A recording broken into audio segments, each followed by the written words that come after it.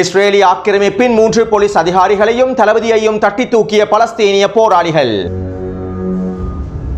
West bank பகுதியினுடைய பிரதேச கட்டமைப்புகள் எவ்வாறு காணப்படுகின்றன? பலஸ்தீனிய போராளிகளுடைய ஆதிக்கம் எவ்வாறு காணப்படுகின்றது? ஈரானுக்குள்ளே பயங்கரவாத தாக்குதல்களை மேற்கொள்வதற்கு திட்டமிடும் இஸ்ரேலிய ஆக்கிரமிப்பு. 6 இஸ்ரேலிய ஆக்கிரமிப்பு பணைய கைதிகளின் இறந்த உடல்களும் நிலை குலைந்து போயுள்ள இஸ்ரேலிய ஆக்கிரமிப்பின் ஸ்திரத்தன்மையும். காசாவின் யுத்த காலத்திலே மேற்கொள்ளப்படும் போலியான யுத்த நிறுத்தமும் பலஸ்தீனிய போராளிகளின் அதிரடியான தரமான தாக்குதல்களும்.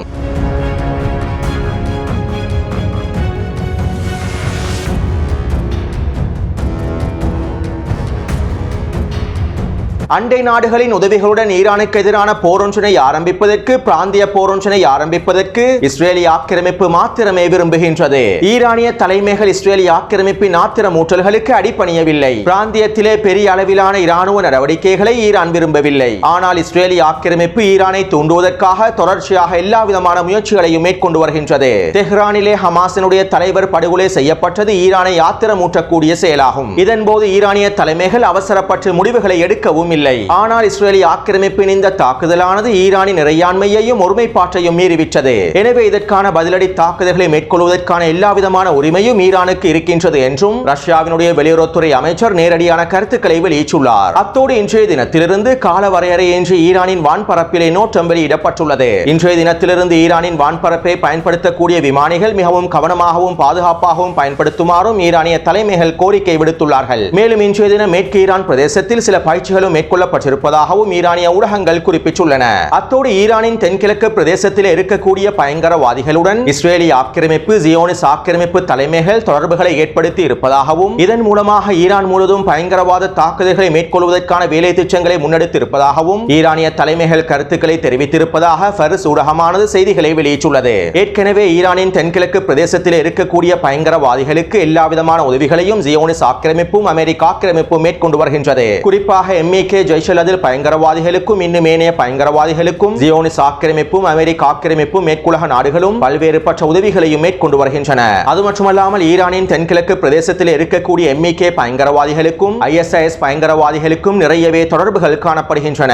எனவே தற்போது இஸ்ரேலிய ஆக்கிரமிப்பு, ஜியோனிஸ்ட் ஆக்கிரமிப்பு இந்த பயங்கரவாதிகளுடன் தொடர்புகளை ஏற்படுத்தி ஈரான் முழுவதும் பயங்கரவாத தாக்குதல்களை மேற்கொள்வதற்கான வேலை திட்டங்களை ஆரம்பித்துள்ளார்கள். இதன் மூலமாக ஈரானின் அரசியல் ஸ்திரத்தன்மையை நிலை குலைப்பதற்குமான முயற்சிகளையும் மேற்கொண்டு வருகின்றார்கள். அதே நேரம் கடந்த 2 நாட்களாக ஈரானினுடைய இராணுவ தலைமைகள் தென்கிழக்கு பிரதேசத்திலே தொடர்ச்சியான வேட்டைகளையும் ஆரம்பித்துள்ளார்கள். MEK பயங்கரவாதிகளையும் ஜெய்ஷல் பயங்கரவாதிகளையும் இலக்கு வைத்து ஈரானினுடைய பாதுகாப்பு படையினர் தொடர்ச்சியான தாக்குதல்களையும் கைதுகளையும் மேற்கொண்டு வருகின்றார்கள். அடுத்து ஹிஸ்புல்லா இராணுவத்தினர் ஆக்கிரமிக்கப்பட்ட வடக்கு பிரதேசத்தில் நேற்றைய தினம் மொத்தமாக 6 தாக்குதல்களை மேற்கொண்டிருந்தார்கள். அதிலும் குறிப்பாக நேற்றிரவு பெய்ச்சிலால் பிரதேசத்தில் இருக்கக்கூடிய இஸ்ரேலிய ஆக்கிரமிப்பின் இராணுவ கட்டளை தளத்தினை இலக்கு வைத்து அதிரடியான 5 ட்ரோன் தாக்குதல்களை மேற்கொண்டிருந்தார்கள். குறித்த கட்டளை தளத்திலே இஸ்ரேலிய ஆக்கிரமிப்பு சிப்பாய்கள் தங்கியிருக்கக்கூடிய பிரதேசங்களை இலக்கு வைத்தும் குறித்த தலைமையகத்தினுடைய உளவு பிரிவினை இலக்கு வைத்துமே இந்த அதிரடியான ட்ரோன் தாக்குதல்களை மேற்கொண்டுள்ளார்கள். இந்த தாக்குதலின் மூலமாக குறித்த பிரதேசத்திலே பல இஸ்ரேலிய ஆக்கிரமிப்பு சிப்பாய்கள் கொல்லப்பட்டும் படுகாயமடைந்திருப்பதாகவும் தெரிவிக்கப்படுகின்றது.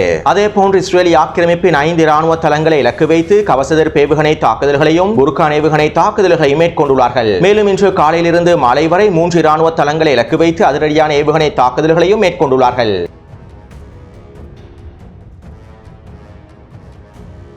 ரஃபா நகருக்கு அருகாமையில் இருக்கக்கூடிய 20 மீட்டர் நீளமான சிறிய சுரங்கவழி பாதையொன்றிலிருந்து 6 இஸ்ரேலிய பணைய கைதிகளுடைய உடல்களை இஸ்ரேலிய ஆக்கிரமிப்பு இராணுவம் கண்டெடுத்துள்ளது. வடக்கு காசாவின் எல்லைக்கு அருகாமையில் இருக்கக்கூடிய இஸ்ரேலிய ஆக்கிரமிப்பு குடியேற்ற பிரதேசங்களிலிருந்து இவர்கள் அக்டோபர் 7ஆம் தேதி கைது செய்யப்பட்டுள்ளார்கள். மேலும் இவர்கள் வடக்கு காசாவிலிருந்து தெற்கு காசாவை நோக்கி அழைத்துச் செல்லப்பட்டுள்ளார்கள். இவ்வாறு தான் ரஃபா பிரதேசத்திலே சிறிய சுரங்கவழி பாதையொன்றில் 6 இஸ்ரேலிய பணைய கைதிகளையும் இஸ்ரேலிய ஆக்கிரமிப்பு இராணுவம் கண்டெடுத்துள்ளது. இஸ்ரேலிய ஆக்கிரமிப்பு இராணுவத்தின் வளமையான தேடுதலின் போது இவர்கள் கண்டுபிடிக்கப்பட்டதாகவும் கிடைக்கப்பெற்ற உளவு தகவல்களுக்கு அமைவாக இவர்கள் கண்டுபிடிக்கப்படவில்லை என்றும் இஸ்ரேலிய ஆக்கிரமிப்பின் எடியோ ஊடகமானது செய்திகளை வெளியிட்டுள்ளது. அதாவது இஸ்ரேலிய ஆக்கிரமிப்பு இனப்படுகொலை பயங்கரவாத கோலை இராணுவம் உயிரிழந்த 6 இஸ்ரேலிய பணைய கைதிகளை எதிர்ச்சியாகத்தான் கண்டெடுத்துள்ளார்கள். கிடைக்கப்பெற்றிருக்கக்கூடிய உளவு தகவல்களுக்கு அமைவாக பலஸ்தீனிய போராளிகளுடன் தாக்குதல்களை மேற்கொண்டு இந்த 6 இறந்த உடல்களையும் அவர்கள் மீட்டெடுக்கவில்லை. அதே நேரம் இந்த ஒவ்வொரு பணைய கைதிகளும் பல மாதங்களுக்கு முன்பு கொல்லப்பட்டிருக்கலாம் என்றும் காசாவின் வெவ்வேறு பிரதேசங்களில் இவர்கள் கொல்லப்பட்டிருக்கலாம் என்றும் என்றும் தற்போது இவர்களுடைய உடல்கள் குறித்த சுரங்கப்பாதையில் களஞ்சியப்படுத்தப்பட்டு வைத்திருக்கலாம் என்றும் களத்தில் இருக்கக்கூடிய அல்-குதுஸ் ஊடகத்தினுடைய ஊடகவியலாளர்கள் கருத்துக்களை வெளியிட்டுள்ளார்கள். இந்த 20 மீட்டர் சிறிய சுரங்கவழி பாதையில் கண்டெடுக்கப்பட்ட 6 பணைய கைதிகளுடைய உடம்புகள் ஆரம்பத்தில் சிதைக்கப்பட்டிருப்பதாகவே இஸ்ரேலிய ஆக்கிரமிப்பு ராணுவம் அறிவித்திருந்தது. ஆனால் பிறகு இஸ்ரேலிய ஆக்கிரமிப்பு ராணுவம் குறித்த பணைய கைதிகள் 2 நாட்களுக்கு முன்பே உயிரிழந்துள்ளார்கள் என்றும் தெரிவித்துள்ளது.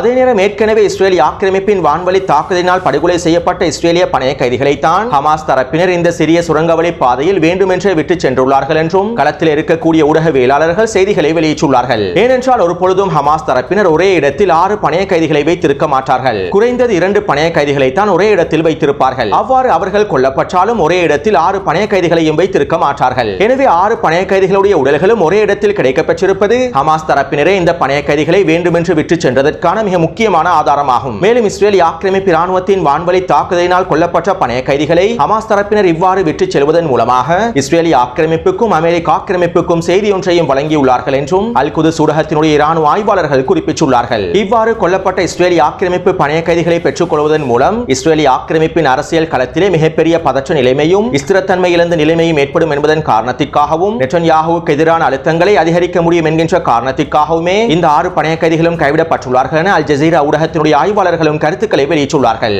அதாவது இந்த 6 இஸ்ரேலிய ஆக்கிரமிப்பு பணைய கைதிகளுடைய உடல்களும் மீட்டெடுக்கப்பட்டதும் இஸ்ரேலிய ஆக்கிரமிப்பு முழுவதும் பதற்ற நிலைமையானது உச்சக்கட்டத்தினை அடைந்தது. இஸ்ரேலிய ஆக்கிரமிப்பின் அரசியல் களத்தினுடைய பதற்ற நிலைமையும் அழுத்தங்களும் உச்சக்கட்டத்தை அடைந்திருந்தன. பல நாட்களுக்கு பிறகு நேற்றிரவு நிலத்திரர்கள் அனைவரும் மீண்டும் ஒன்றிணைந்து உச்சக்கட்ட ஆர்ப்பாட்டங்களையும் மேற்கொண்டிருந்தார்கள். நெட்டன்யாஹுவுக்கு எதிரான ஆர்ப்பாட்டங்களையும் நெட்டன்யாஹுவுடைய பயங்கரவாத அமைச்சர்களுக்கு எதிரான ஆர்ப்பாட்டங்களையும் மேற்கொண்டு ஹமாசுடன் அவசரமாக ஒப்பந்தங்களை மேற்கொள்ளுமாறு அழுத்தங்களையும் வழங்கியிருந்தார்கள். கடந்த மாதம் ஹமாஸினுடைய தலைவர் இஸ்மாயில் ஹானியா அவர்கள் படுகொலை செய்யப்பட்டதற்கு பிறகும் ஹிஸ்புல்லா ராணுவத்துடைய முக்கிய தளபதி ஃபுஆத் ஷுக்குர் அவர்கள் படுகொலை செய்யப்பட்டதற்கு பிறகும் நெட்டன்யாஹுவும் அவருடைய பயங்கரவாத அமைச்சர்களும் வெற்றி மாயைகளை வெளிப்படுத்தி இருந்தார்கள். நாங்கள் சரியான பாதையில் தான் சென்று கொண்டிருக்கின்றோம் என இஸ்ரேலிய ஆக்கிரமிப்பு நிலத்தரர்களுக்கு மத்தியில் அவர்களுடைய மாயையான போலி பிரச்சாரங்களை மேற்கொண்டிருந்தார்கள். ஆனால் இந்த 6 பணைய கைதிகளும் கொல்லப்பட்ட நிலையில் மீட்டெடுக்கப்பட்டதை தொடர்ந்து இவர்களுடைய இந்த வெற்றி மாயைகள் தலைகீழாக மாற்றப்பட்டுள்ளன. காசாவிலே யுத்தத்தினை தொடர்வதன் மூலமாகவும் இராணுவ அழுத்தத்தின் மூலமாகவும் எங்களுடைய பணைய கைதிகளை உயிருடன் மீட்டெடுக்க முடியாது என்றும் ஒப்பந்தத்தின் மூலமாகத்தான் எங்களுடைய பணைய கைதிகளை மீட்டெடுக்க முடியும் என்றும் எல்லா புறத்திலிருந்தும் நெட்டன்யாஹுவுக்கு அழுத்தங்கள் வழங்கப்பட்டுள்ளன.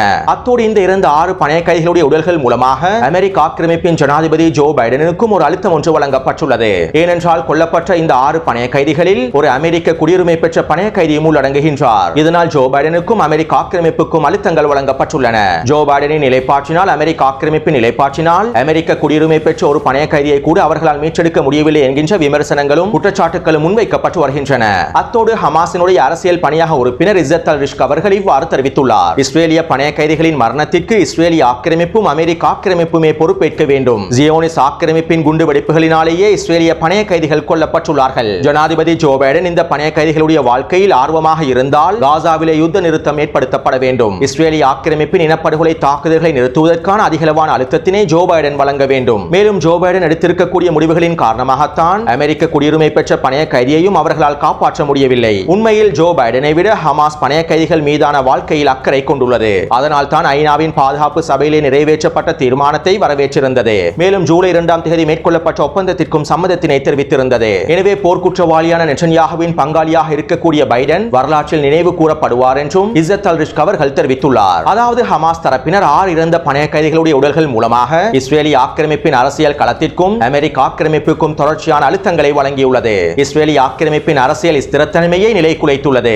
இப்படியான நிலைமையில் இஸ்ரேலிய ஆக்கிரமிப்பின் இனப்படுகொலை பாதுகாப்பு அமைச்சர் இவ்வாறு தெரிவித்துள்ளார். கடந்த வியாழக்கிழமை அரசியல் பாதுகாப்பு அமைச்சரவையில் ஒரு முடிவு ஒன்று எடுக்கப்பட்டது. பிலடெல்பியா எல்லை பிரதேசத்திலிருந்து நாங்கள் முழுமையாக வெளியேறப் போவதில்லை என அரசியல் மற்றும் பாதுகாப்பு தலைமைகள் முடிவொன்றினை எடுத்திருந்தார்கள். உடனடியாக இந்த முடிவினை ரத்து செய்து ஹமாசுடன் ஒப்பந்தங்களை மேற்கொண்டு எங்களுடைய பணைய கைதிகளை மீட்டெடுப்பதற்கான வேலை திட்டங்களை நாங்கள் ஆரம்பிக்க வேண்டும் என இஸ்ரேலிய ஆக்கிரமிப்பினுடைய இனப்படுகொலை பாதுகாப்பு அமைச்சர் நெட்டன்யாஹுவுக்கும் அவருடைய பயங்கரவாத அமைச்சர்களுக்கும் கோரிக்கை விடுத்துள்ளார். அதே போன்று இஸ்ரேலிய ஆக்கிரமிப்பின் இன்னும் ஒரு பயங்கரவாத தலைவன் பென்னி கான்ஸ் இவ்வாறு தெரிவித்துள்ளார். பிரதமர் நெட்டன்யாஹு தயங்குகின்றார், பயப்படுகின்றார், அவர் நேரத்துடன் விளையாடுகின்றார். இது மனித உயிர்களை பழிவாங்கும் விளையாட்டு. இஸ்ரேலிய கைதிகள் காசாவில் இறக்கின்றார்கள். வடக்கில் உள்ள மக்கள் நாட்டை விட்டு வெளியேறுகின்றார்கள். இஸ்ரேலிய சமூகம் மிகப்பெரிய சரிவை எதிர்நோக்கி வருகின்றது. இது ஒரு மிகப்பெரிய முழுமையான தோல்வியாகும் என்றும் பென்னி கான்ஸ் இஸ்ரேலிய ஆக்கிரமிப்பு ஊடகங்களிடம் கருத்துக்களை தெரிவித்துள்ளார். அடுத்து இஸ்ரேலிய ஆக்கிரமிப்பினுடைய மூத்த இராணுவ ஆய்வாளர் ஹெட்சோட் பெஸ்மேன் அவர்கள் இஸ்ரேலிய ஆக்கிரமிப்பு ஊடகங்களிடம் இவ்வாறு தெரிவித்துள்ளார். அவர்கள் சடலங்களை திருப்பிக் கொடுத்துள்ளார்கள். உயிருள்ள சடலங்களை அல்ல, இறந்த சடலங்களை சடலங்களையே அவர்கள் திருப்பிக் கொடுத்துள்ளார்கள். இறுதியாக நான் உங்களுக்கு ஒரு விடயத்தை சொல்கின்றேன். பல விடயங்கள் வெளியிடுவதற்கு தடை செய்யப்பட்டுள்ளன.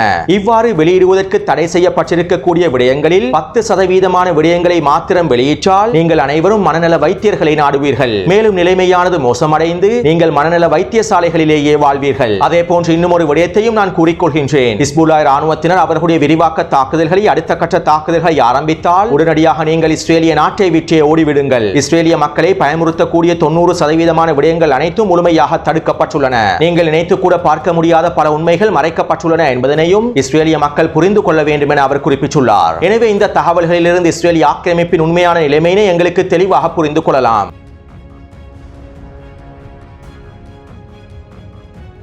இன்று காலையிலிருந்து காசாவிற்குள்ளே போலியோ தடுப்பூசிகளை விநியோகம் செய்வதற்கான வேலை திட்டங்கள் ஆரம்பிக்கப்பட்டிருக்கின்றன.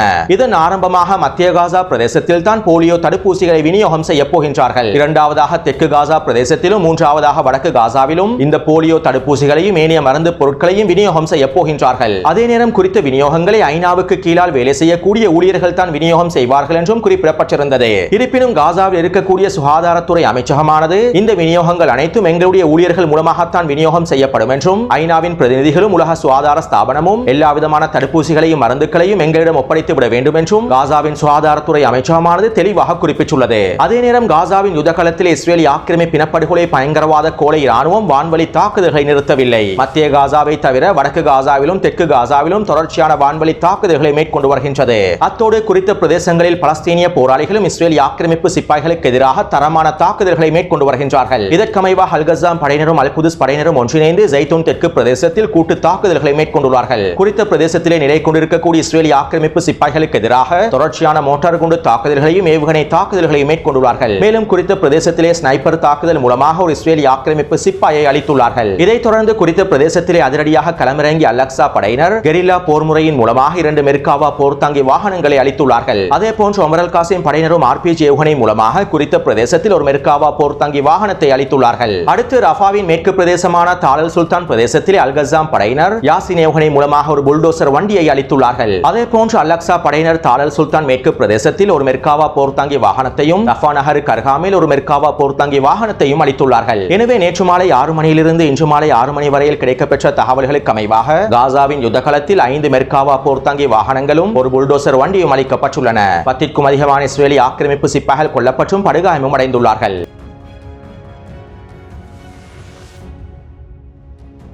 வெஸ்ட் பேங்க் பகுதியினுடைய நிலப்பிரதேசங்கள் பற்றியும் பலஸ்தீனிய மக்களுடைய ஆதிக்கம் பற்றியும் இஸ்ரேலிய ஆக்கிரமிப்பு ராணுவத்தினுடைய நிலத்தரர்களுடைய ஆதிக்கம் பற்றியும் சில முக்கியமான விடயங்களை நீங்கள் தெரிந்து வைத்திருக்க வேண்டும். அதாவது வெஸ்ட் பேங்க் பிரதேசம் பலஸ்தீனிய நாட்டினுடைய 20% பிரதேசமாகும். காசாவானது பலஸ்தீனிய நாட்டினுடைய 5% பிரதேசமாகும். மிகுதி இருக்கக்கூடிய பலஸ்தீனிய நாட்டின் 75% பிரதேசங்களையுமே இஸ்ரேலிய ஆக்கிரமிப்பு ஆக்கிரமித்துள்ளது. அத்தோடு வெஸ்ட் பேங்க் பிரதேசத்திலே 30 லட்சத்திற்கும் அதிகமான பலஸ்தீனிய மக்கள் வாழ்கின்றார்கள். மேலும் வெஸ்ட் பேங்க் பிரதேசத்திலே சட்டவிரோத குடியேற்றங்களின் மூலமாக 8 லட்சத்திற்கும் அதிகமான இஸ்ரேலிய ஆக்கிரமிப்பு நிலத்தரர்களும் வாழ்கின்றார்கள். ஒஸ்லோ உடன்படிக்கையின் மூலமாக வெஸ்ட் பேங்க் பிரதேசம் 3 பகுதிகளாக பிரிக்கப்பட்டது. ஒஸ்லோ ஒப்பந்தத்திற்கு அமைவாகத்தான் இன்று வரை வெஸ்ட் பேங்க் பிரதேசத்தினுடைய நில கட்டமைப்புகள் காணப்படுகின்றன. குறித்த வரைபடத்திலே வெஸ்ட் பேங்க் பிரதேசத்தினுடைய 3 நில பிரதேசங்களையும் உங்களுக்கு காணலாம். இந்த வரைபடத்திலே பகுதி A அல்லது மஞ்சள் நிறத்தினால் காண்பிக்கப்பட்டிருக்கக்கூடிய பிரதேசம் முழுமையாக பலஸ்தீனியர்களின் கட்டுப்பாட்டிற்கு கீழால் இருக்கக்கூடிய பிரதேசமாகும். இது வெஸ்ட் பேங்கினுடைய 18% பிரதேசமாக காணப்படுகின்றது. பகுதி B யினால் காண்பிக்கப்பட்டிருக்கக்கூடிய கபில நிற பிரதேசம் பலஸ்தீனிய சிவில் கட்டுப்பாட்டிற்கு கீழால் இருக்கக்கூடிய பிரதேசமாகும். அதாவது மறைமுகமாக இந்த கபில நிற பிரதேசங்கள் இஸ்ரேலிய ஆக்கிரமிப்பு ராணுவத்தின் கட்டுப்பாட்டிற்கு கீழேயே இருக்கின்றது. இன்னும் ஒரு விதத்தில் குறிப்பிடுவதாக இருந்தால் இந்த கபில நிற பிரதேசங்கள் கைகூலி அப்பாஸினுடைய கட்டுப்பாட்டிற்கு கீழால் இருக்கக்கூடிய பிரதேசமாகும். பலஸ்தீனிய அதிகார சபையினுடைய பாதுகாப்பு படைகளும் குறித்த பிரதேசத்திலேயே அதிகமாக இருக்கின்றார்கள். மேலும் இந்த B பிரதேசமானது வெஸ்ட் பேங்கினுடைய 22% காணப்படுகின்றது. அடுத்து பகுதி C ஆனது நீல நிறத்தினால் காண்பிக்கப்பட்டிருக்கக்கூடிய பிரதேசமாகும். இது இஸ்ரேலிய ஆக்கிரமிப்பின் சிவில் மற்றும் இஸ்ரேலிய ஆக்கிரமிப்பு ராணுவத்தின் கட்டுப்பாட்டிற்கு கீழேயே இருக்கின்றது. குறித்த பிரதேசங்களில் தான் இஸ்ரேலிய ஆக்கிரமிப்பு நிலத்திரர்களுடைய குடியேற்றங்களும் காணப்படுகின்றன. அதாவது வெஸ்ட் பேங்க் பிரதேசத்தில் இருக்கக்கூடிய இஸ்ரேலிய ஆக்கிரமிப்பு நிலத்திரர்களுடைய குடியேற்ற பிரதேசங்கள் காணப்படுகின்றன. மேலும் இந்த பிரதேசமானது வெஸ்ட் பேங்கினுடைய 60% பிரதேசமாக காணப்படுகின்றது. எனவே ஒஸ்லோ உடன்படிக்கைக்கு அமைவாக இந்த வரைபடத்தினுடைய தரவுகளுக்கு அமைவாக ஒட்டுமொத்த வெஸ்ட் பேங்க் பிரதேசத்திலும் 38% பிரதேசத்தில் மாத்திரம்தான் பலஸ்தீனிய மக்கள் வாழ்கின்றார்கள். மஞ்சள் நிறத்தினாலும் கபில நிறத்தினாலும் காண்பிக்கப்பட்டிருக்கக்கூடிய பிரதேசத்தில் மாத்திரம் தான் வாழ்கின்றார்கள். வெஸ்ட் பேங்கின் மிகுதி 60% பிரதேசங்களும் இஸ்ரேலிய ஆக்கிரமிப்பு நிலத்தரகடைய கட்டுப்பாட்டுக்கு கீழேயே இருக்கின்றது. அடுத்து தற்போது வெஸ்ட் பேங்க் பிரதேசத்திலே மஞ்சள் மற்றும் கபில நிறத்தினால் காண்பிக்கப்பட்டிருக்கக்கூடிய பிரதேசங்களில் தான் இஸ்ரேலிய ஆக்கிரமிப்பு இனப்படுகொலை ராணுவம் ஊடுருவல் தாக்குதல்களையும் விரிவாக்க தாக்குதல்களையும் மேற்கொண்டு வருகின்றது. அதே நேரம் குறித்த பிரதேசங்களில் இருக்கக்கூடிய பலஸ்தீனிய போராளிகளும் தரமான வீரியமான தாக்குதல்களை மேற்கொண்டு வருகின்றார்கள். இதற்கமைவாக நேற்றிரவு ஜெனினின் கிழக்கு பிரதேசத்தில் அல்-கஸ்ஸாம் படையினரும் அல்-குதுஸ் படையினரும் தரமான 3 வெடிகுண்டு தாக்குதல்களை மேற்கொண்டிருந்தார்கள். இந்த வெடிகுண்டு தாக்குதலின் மூலமாக 2 இஸ்ரேலிய ஆக்கிரமிப்பு சிப்பாய் படைகள் கொத்தாக அளிக்கப்பட்டுள்ளார்கள். அதே போன்று 2 புல்டோசர் வண்டிகளும் அளிக்கப்பட்டுள்ளன. அதே போன்று ஜெனினின் வடக்கு பிரதேசத்திலும் அல்-அக்ஸா படையினர் மேற்கொண்ட தாக்குதலின் மூலமாக 2 புல்டோசர் வண்டிகள் அளிக்கப்பட்டுள்ளன. அடுத்து இவ்வாறு வெஸ்ட் பேங்கினுடைய வடக்கு பிரதேசமான ஜெனின், துல்கராம், நப்லஸ் மற்றும் தூபாஸ் ஆகிய பிரதேசங்களில் இஸ்ரேலிய ஆக்கிரமிப்பு ஊடுருவல் தாக்குதல்களை மேற்கொண்டிருக்கக்கூடிய இந்த சந்தர்ப்பத்தில் வெஸ்ட் பேங்கினுடைய தெற்கு பிரதேசமான ஹீப்ரோன் பிரதேசத்தில் இருக்கக்கூடிய பலஸ்தீனிய போராளிகள் இஸ்ரேலிய ஆக்கிரமிப்பு ராணுவத்தினை திசை திருப்புவதற்கான பிளவுபடுத்துவதற்கான தாக்குதல்களை மேற்கொண்டுள்ளார்கள். இதற்கமைவாக இன்று அதிகாலை ஹீப்ரோன் வடக்கு பிரதேசத்திலே பலஸ்தீனிய போராளிகள் ஒன்றிணைந்து தரமான தாக்குதல் ஒன்றை மேற்கொண்டுள்ளார்கள். அதாவது ஹீப்ரோன் வடக்கு பிரதேச பாதையினூடாக சென்று கொண்டிருந்த போலீஸ் அதிகாரிகளை இலக்கு வைத்து அதிரடியான துப்பாக்கிச் சூட்டு தாக்குதல்களை மேற்கொண்டுள்ளார்கள். கார் ஒன்றில் தான் இந்த 3 உயர் போலீஸ் அதிகாரிகளும் பயணித்துள்ளார்கள். மேலும் இந்த தாக்குதலில் 3 உயர் போலீஸ் அதிகாரிகளும் படுகொலை செய்யப்பட்டுள்ளார்கள். இந்த 3 உயர் போலீஸ் அதிகாரிகளிலும் 2 போலீஸ் அதிகாரிகளுடைய பெயர்களை மாத்திரமே இஸ்ரேலிய ஆக்கிரமிப்பு ராணுவம் வெளியிட்டுள்ளது. மூன்றாவதாக படுகொலை செய்யப்பட்ட உயர் அதிகாரி இஸ்ரேலிய ஆக்கிரமிப்பு போலீஸ் பிரிவினுடைய மூத்த உயர் அதிகாரி என்றும் தெரிவிக்கப்படுகின்றது. மேலும் இந்த தாக்குதலின் போது குறித்த காருக்கு அருகாமையில் வருகை தந்த பேருந்து வண்டியை இலக்கு வைத்தும் துப்பாக்கிச் சூட்டு தாக்குதல்களை மேற்கொண்டுள்ளார்கள். இந்த தாக்குதலினால் 6க்கும் அதிகமான நிலத்தரகர்கள் படுகாயமடைந்திருப்பதாகவும் தெரிவிக்கப்படுகின்றது. அடுத்து ஜெனினின் கிழக்கு பிரதேசத்திலே ஊடுருவல் தாக்குதல்களை மேற்கொண்ட தளபதி ஒருவரும் 4 இஸ்ரேலிய ஆக்கிரமிப்பு சிப்பாய்களும் பலஸ்தீனிய போராளிகளின் தாக்குதலுக்கு இலக்காக்கப்பட்டுள்ளார்கள். இந்த தாக்குதலில் 906வது படைப்பிரிவினுடைய தளபதியும் 2 இஸ்ரேலிய ஆக்கிரமிப்பு சிப்பாய்களும் படுகொலை செய்யப்பட்டிருப்பதாகவும் தெரிவிக்கப்படுகின்றது. எனவே நேற்று மாலை 6 மணியிலிருந்து இன்று மாலை 6 மணி வரையில் கிடைக்கப்பெற்ற தகவல்களுக்கு அமைவாக வெஸ்ட் பேங்க் பிரதேசத்தில் 4 புல்டோசர் வண்டிகள் அளிக்கப்பட்டுள்ளன. 10க்கும் அதிகமான இஸ்ரேலிய ஆக்கிரமிப்பு சிப்பாய்களும் தளபதிகளும் அளிக்கப்பட்டுள்ளார்கள். 3 போலீஸ் உயர் அதிகாரிகளும் அளிக்கப்பட்டுள்ளார்கள். அதே போன்று அபு அல் தலா என்கின்ற பலஸ்தீனிய போராளியும் வீரமரணம் அடைந்துள்ளார். எனவே இந்த காணொளி தொடர்பான கருத்துக்களை பதிவிடுங்கள். தொடர்ந்தும் என்னுடன் இணைந்திருங்கள். நன்றி, வணக்கம்.